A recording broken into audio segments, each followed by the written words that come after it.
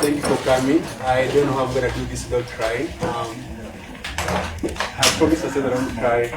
And what I know, the last couple of weeks has been a big emotional roller coaster for me and Agatha and our families. So as you're aware, we were abducted in Tanzania by Tanzanian security forces, and we were tortured. So when I came back to the country, I said that I will not speak until Agather is found. And Agather was found, and we're happy that she's back and alive, and she's here. And I said we'll share what happened to us. So when I went to Tanzania on July 18th. May 18th. Yeah, May 18th. I went to Tanzania on May 18th. We were going there as activists to attend Tundulisu's hearing, which was supposed to happen on Monday the 19th. And I was in the same flight with Mother Karua and other activists. There were 8 of us on that particular flight. And when we landed, 3 of us were separated. That was Mother Karua, Gloria, and Lynn, and they were deported. I was able to get into the country legally, and my passport was signed and stamped with an entry stamp. I went to my hotel, and I checked in, and I relaxed. And then on the 19th, like the early morning hours of Monday, some men came to my room, and they were knocking, and they were very violent in the knocking. And they were demanding that I go with them, and I said, I can't leave my hotel room at that hour of the night. I said, I need a lawyer. And then at 3:30 a.m., some lawyer showed up and said, oh, these people are police officers, you should go with them. And I said, no, I can't leave my room at night. And I barricaded myself in my room until morning. When morning came, I called, Agatha had come from a different flight, and she was in the same hotel with me. And I called Agatha. I was going to check out the same day on Monday morning. So I called Agatha and I said, come pick my bags for me and keep the bags in your room for safety purposes, and also because I was supposed to leave the country the same day. So Agatha came to my room and picked my bags.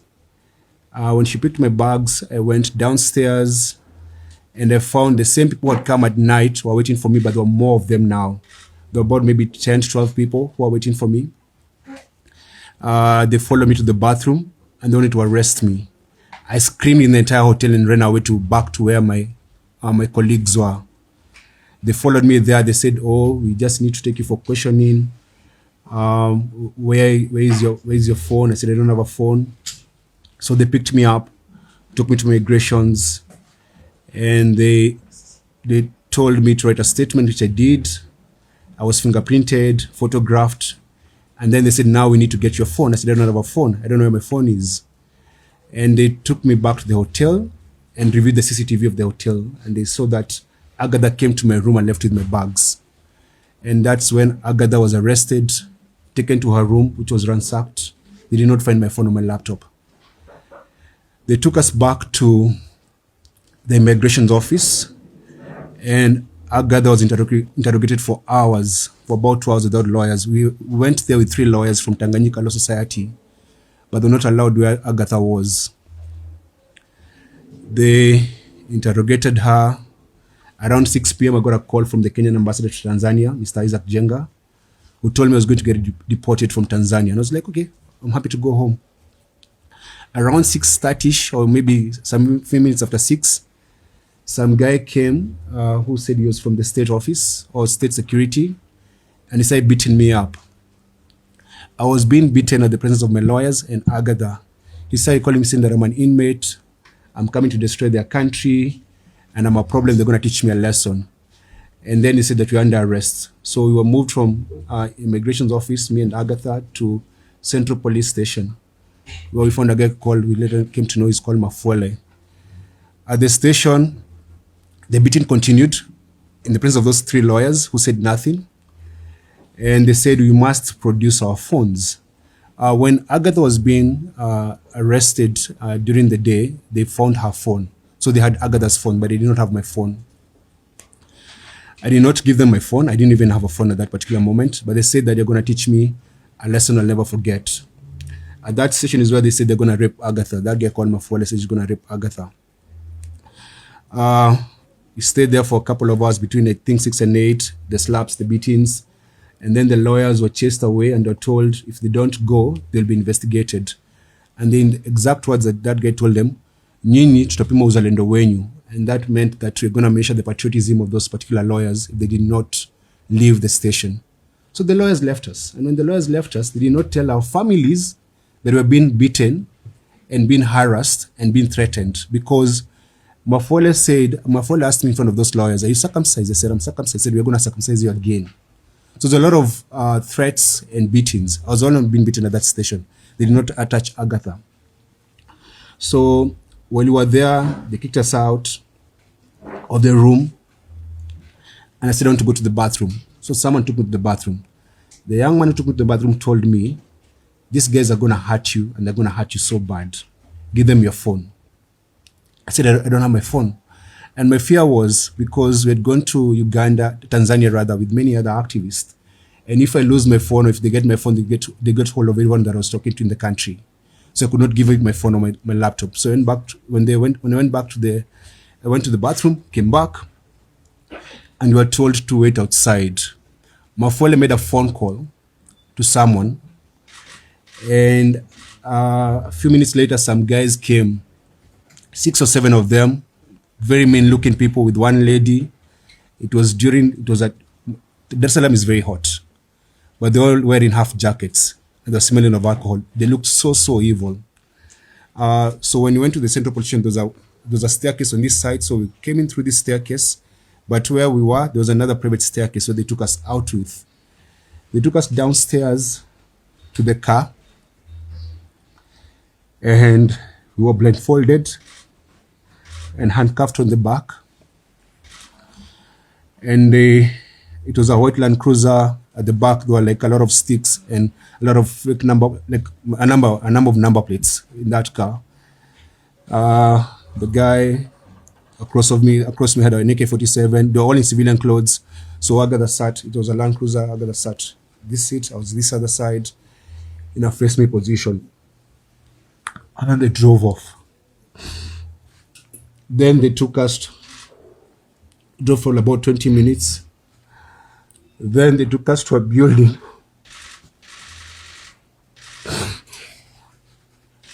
To this place where they went to torture us. When you go there, they told me to get off the car. I came out. And then they banged the door on my face. I had a mark here. I don't know if it's still there. I don't know what they were waiting for. I think they were putting some things ready.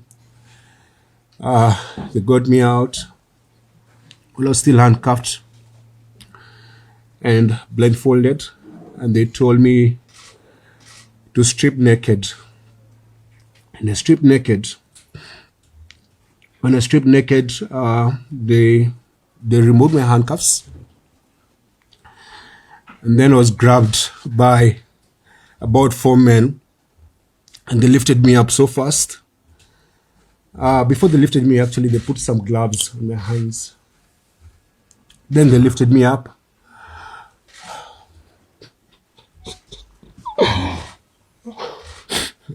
They lifted me up and tied me upside down. There's a photo I saw online about what they did to us. It's in my bag. You can distribute when I'm done talking. So we were put on upside position where my legs were up like this. My body's up. I'm stuck naked. And then they started beating my feet. So they would beat me and massage my feet. Beat me and massage my feet. I was screaming so hard. I couldn't even, there was no tears coming out because of how painful it was. And one of them said, put his hand in his mouth. So they put my hand in my mouth. Then they would tell me, stop screaming. The kids are sleeping. And then to drown my screams, they opened the car because I could hear. Then they were playing gospel music in the background. They beat me. Then they removed the underwear from my mouth, and they started questioning me, asking my name, where are you from, why are you here, who sent you, why are you coming to destabilize our country? And then they said, weka moto. So some guy put lubricant in my rectum, in my anus, and then started inserting objects. They start objects and pull it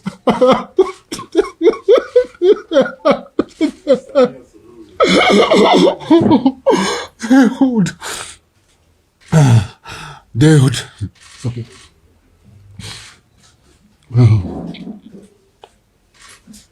They would put objects in my anus and then say you're feeling nice, say you're feeling good. Then you say Asante Samia, Asante Samia. So I say Asante to their president. Then they'll push hard and then pull it out again. They did that. See, I started bleeding. And they dropped me.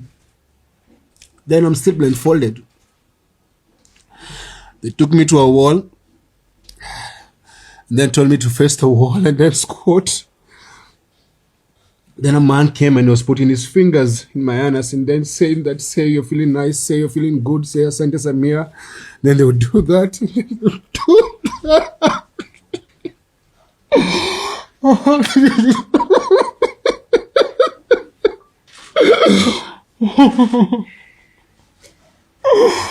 And then they told me to turn around. I'm naked. So all this time they're telling me they're recording everything they're doing to us, or rather they're doing to me. So they're recording this. They're teaching me a lesson. So I'm stuck naked. They tell me around, say your name, your wife's name, your kid's name, where do you live, where do they go to school. I'm naked. And they removed the blindfold and said, now, so when I'm answering these questions, when they turn around,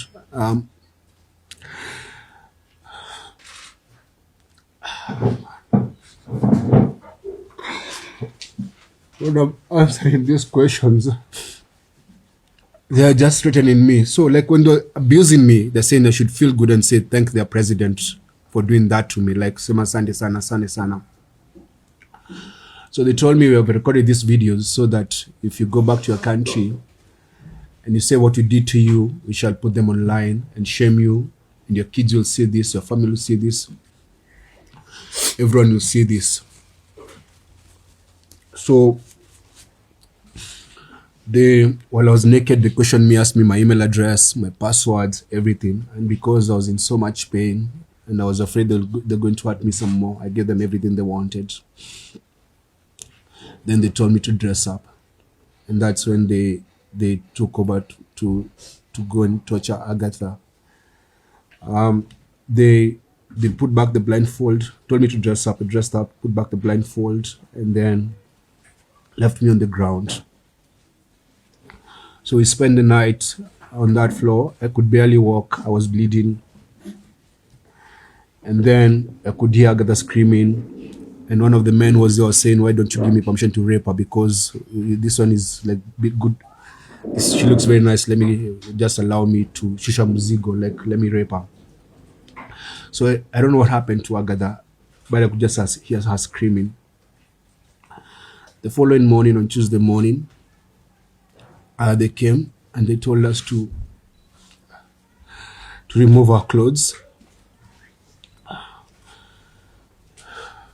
and to go shower. So my feet were swollen. I could not walk. So I begged them to allow me to crawl like a dog so that I could go to the bathroom. I crawled like a dog to where the bathroom was. That's when they removed my handcuffs. So when I was stripped naked, I still had the handcuffs. That's when they removed the handcuffs and told me to take a shower. I was still bleeding, but still had blood. And there's a man with an AK-47 standing there, like wearing civilian clothes. After that, they gave me fresh change of clothes. They were just insulting me, and took me to another white Land Cruiser, still blindfolded, and they took me away. And that's the last time I saw Agatha until now, when she came to Kenya. So that was on Tuesday morning. And then we drove and we drove and we drove and we drove for hours and hours until it got dark. I told them I wanted to use the bathroom. They said you can't leave the car. So they gave me a bottle to pee. I was still blindfolded and handcuffed.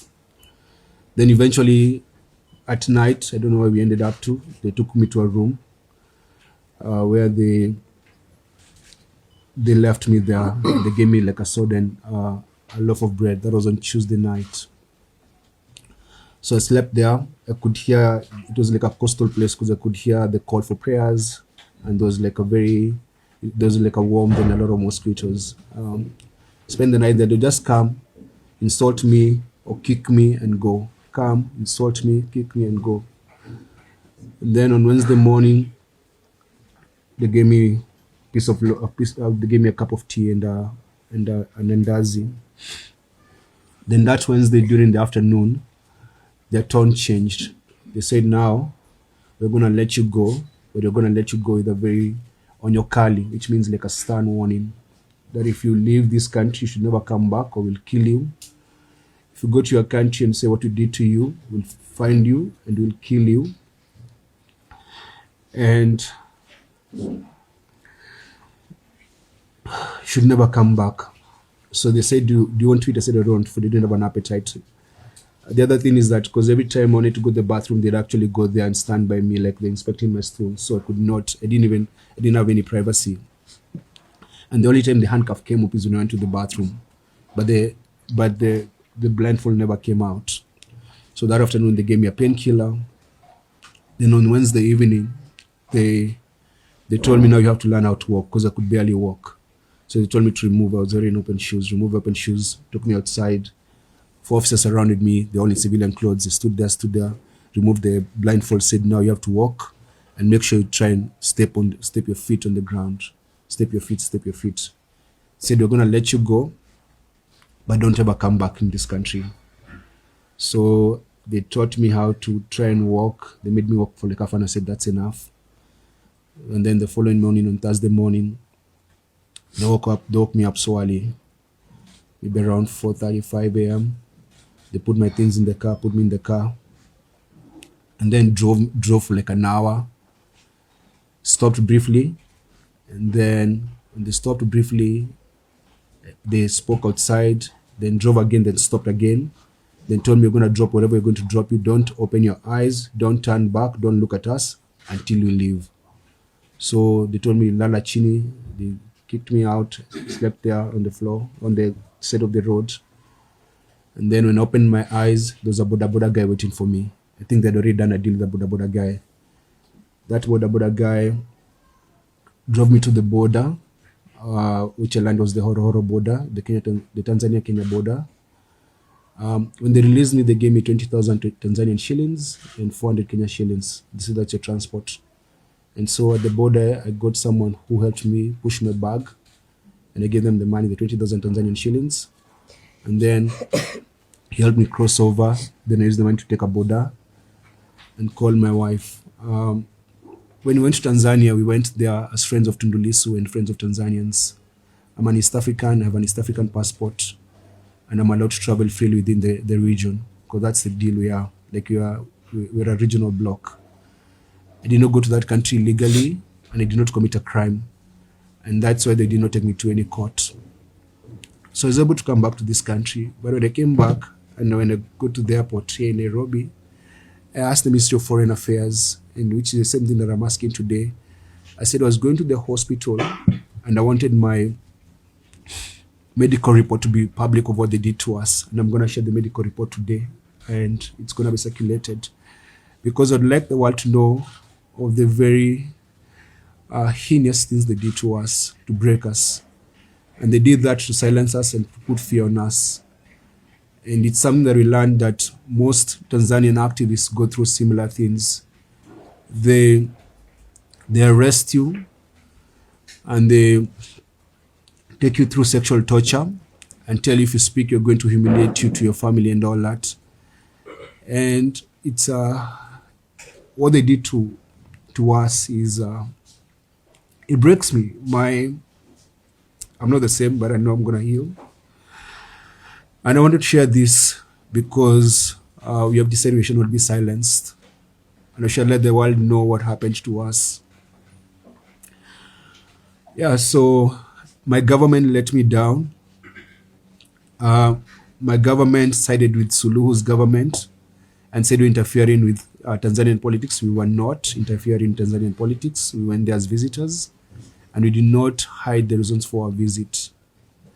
I've been to Tanzania before to visit another political prisoner, Freeman Mbowe, who was Chadema's leader before Tundu Lissu. I was in Uganda when Bobi Wine was under house arrest. I went to Uganda when Stella Nyanzi was in jail, visited her in jail. I've done that in many other African countries because I'm an African. And I belong to this continent, and Africa is home. So that's why we're here. So we're here to share our story and to say that our bodies might be broken, but our spirits are strong. Forgive my tears. It's just that, man, my heart is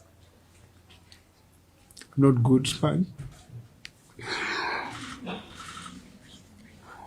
Hi, everyone. I think everything Boniface has said is what I went through. Of course, everyone experiences what happens to us differently. So I will just focus on a few things that I thought about during that time. So the first time they put us in that car, the car is very dark, but they thought it important to add a blindfold. It's very tinted, very dark. Where they were putting me to sit, that's in the middle chair. There were guns. They had to first remove them so that I sit. So I am seated in the middle of two people. The one woman on that squad and another man. Boniface is behind, also in the middle of two people, and there's another two people in front. So 6 people. So they blindfolded me. And I felt like I was suffocating. It was as if they have covered my nose, my mouth, and I couldn't breathe. I'd never been blindfolded my whole life. What's funny is that I thought that they would come. I knew that they would come. I just didn't know it would come in Tanzania. I have lived looking over my shoulders in Uganda, where I have made so many powerful enemies because of my work. So it was strange that the day I had dreaded, that I had known would come someday, was coming in Tanzania, where I hadn't done absolutely anything, not even go on the street to protest, which is also right, but at least they could have that excuse. They picked me from a hotel I was in. The hotel, which was shocking, was very happy to give them everything, access to our rooms. You know, like it looked normal to them. The lawyers we went with, and it was good that we knew what was happening in Tanzania. It was good to appreciate, because I have never seen where lawyers cannot say anything. We left that police station. So we'd been detained at immigration office for about 4 hours. We were at a police station for another 1 hour. They dismissed the lawyers, and the lawyers came to tell me, they have told us, you are being detained overnight. We will find you here in the morning. And I'm asking them a question. On what charge? Because after 5 hours, we don't know what charge. When I was being questioned, questions moved from Bonnie's gadgets. And I said, I don't have them. You came to my room. The only property of Bonnie's, you saw it. You checked it. From Bonnie's gadgets to what are you doing in Tanzania? Okay, when did it become a crime to go to Tanzania? But I came here legally. My passport was stamped. There's no notice anywhere that has said Tanzania is not allowing nationals into its country. Why were you at Tundu Lissu's trial? 1, I know Tundu Lissu. 2, I am a journalist. Part of your job is to be at a trial. 3, it was a public trial. I wasn't the only one there. It was a full court. How is it possible that I'm the only one here being questioned about that? Why didn't you bring everyone who was there? And many were evidently not Tanzanians. They were whites. Tundu Lissu's legal team introduced diplomats that were there and us that had come from East Africa to to observe the trial.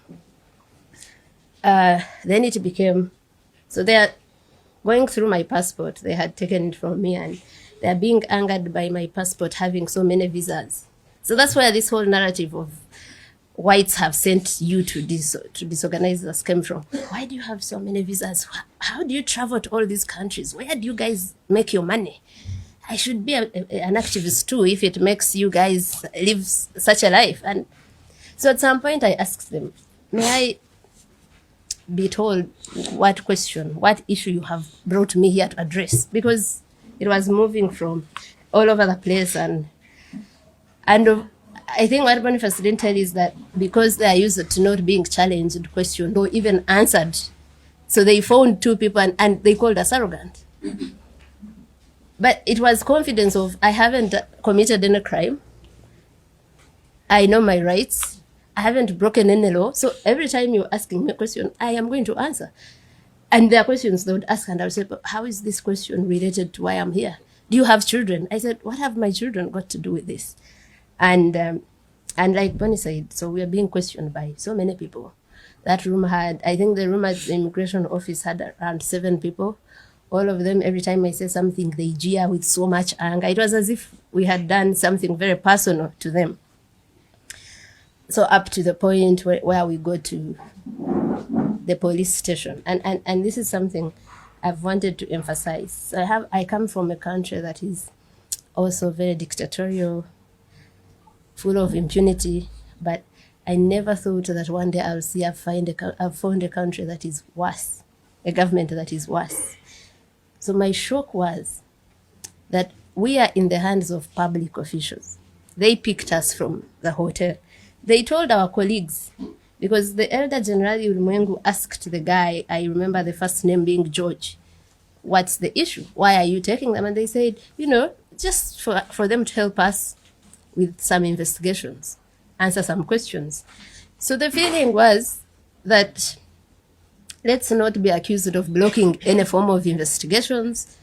We have gone to answer the questions they have, however ridiculous, however disagreeable they are. But so these people know that the world, many people already know we are in their hands. We are taken to a police station. We're in the hands of a police officer. I am sure, like in any other East African country, even in Tanzania, the mandate of police officers, the core one is to protect citizens and their property. So we are in the hands of people that are supposed to protect citizens.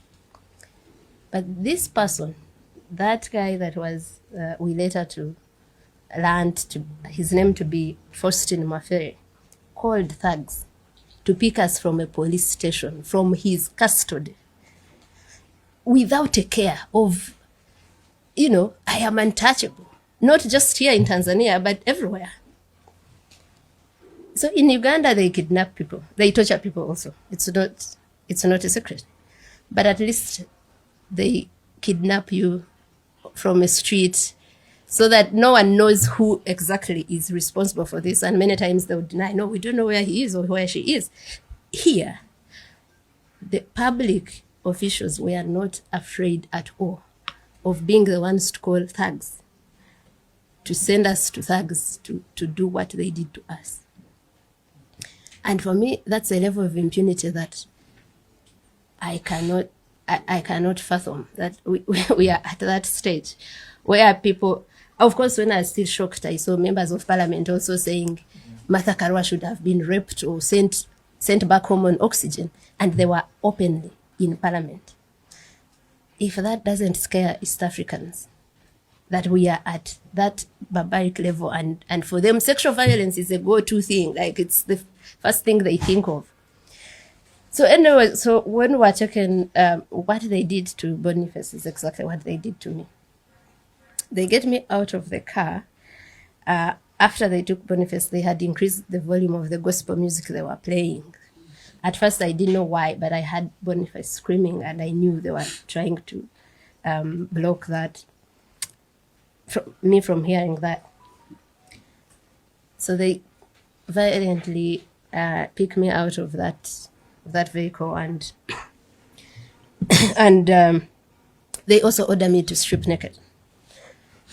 Now, I was afraid. You know, many people think I don't get afraid. I mean, I know people who say it seems fear is not in Agatha's DNA, but I was afraid. You know, I first got afraid when they blindfolded us. I think I had a moment of like almost a panic attack because always my fear was being tortured. I always thought, I wish the day they get me, I have like poison and I swallow it so that I don't go through so much pain, so much humiliation. So I was afraid when they picked us up, and then I told myself, there's nothing you can do. There's no way out. There's no one saving you. You are blindfolded. You are like that sort of suffocation where there's no way out. So I found myself having this calm of accepting, you know, whatever happens will happen. You have to prepare yourself for it. Now, when they say take off your clothes, I realized that I hadn't prepared myself for that. So, of course, I hesitated. I'm so afraid.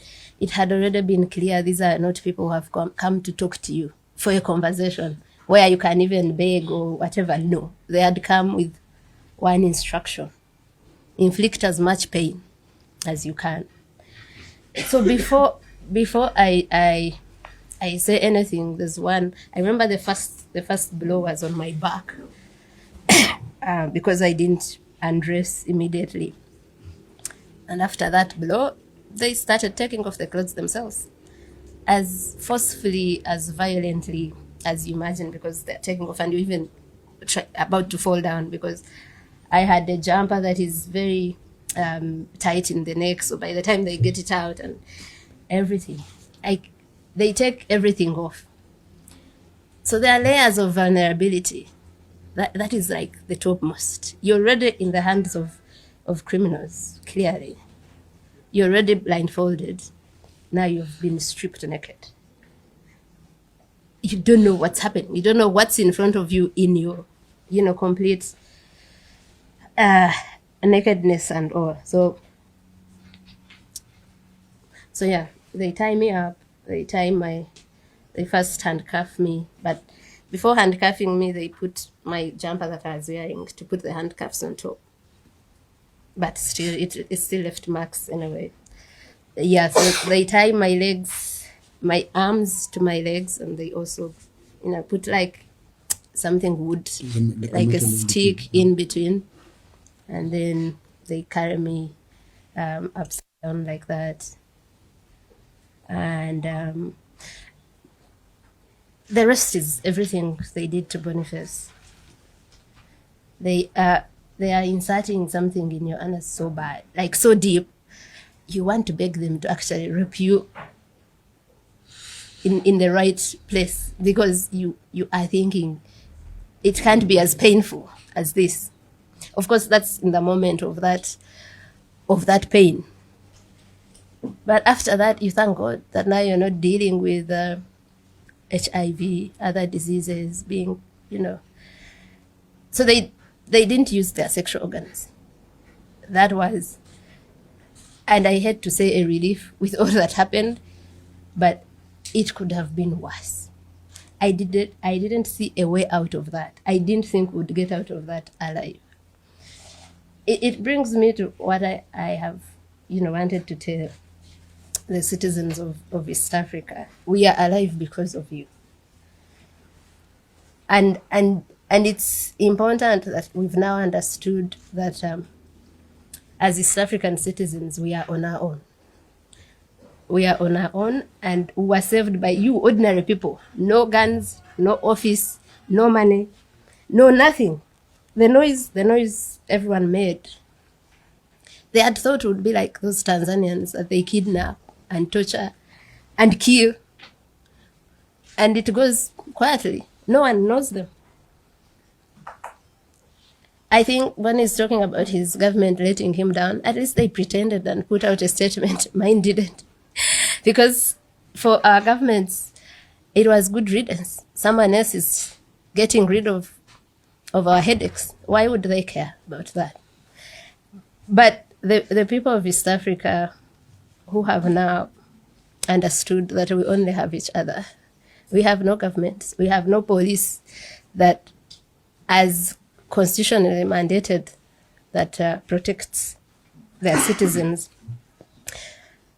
And you guys showed up so big that that our tormentors, you know, when they took me from Dar to another place, if you check the distance from Dar to Mutukula, the border with Uganda, is about 1,480 kilometers. So I was driven that distance. This is someone who had flown into Dar with my own ticket. No one, I had a return ticket. I showed it to them. So I think the distance being long and whatever, is one of the tormentors who became friendly.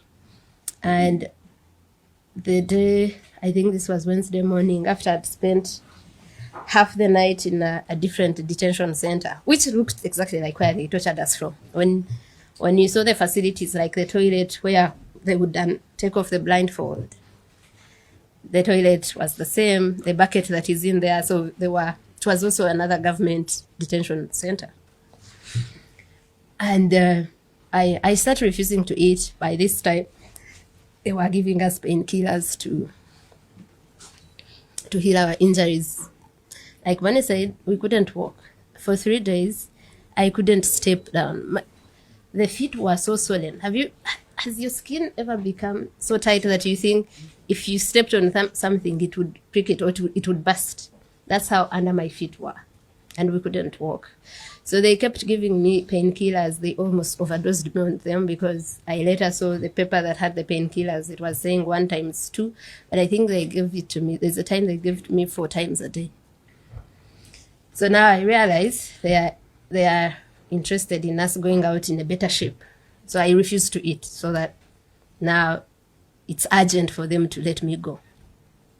So this guy comes to plead with me to eat and says, you know, these people didn't know they had arrested you're very popular. Everyone is looking for you, and shows me some of the protests that were happening. I think he opened either Facebook and I saw Hussein and Hanifa at the Tanzanian embassy with our photos and placards. And that's what overwhelmed them.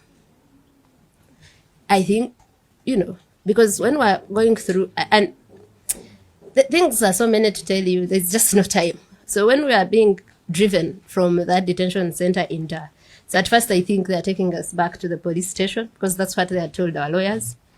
Then the drive becomes so long. Then I think maybe they're taking us to the airport. Then it still becomes so long. People who were picked at around 9 a.m., nightfall came and we're still driving. And the car is being driven so fast. I cannot describe to you the psychological torture. You're blindfolded. You're still with these killers. So I think the psychological torture of those days of driving for me was worse than the physical torture I endured earlier.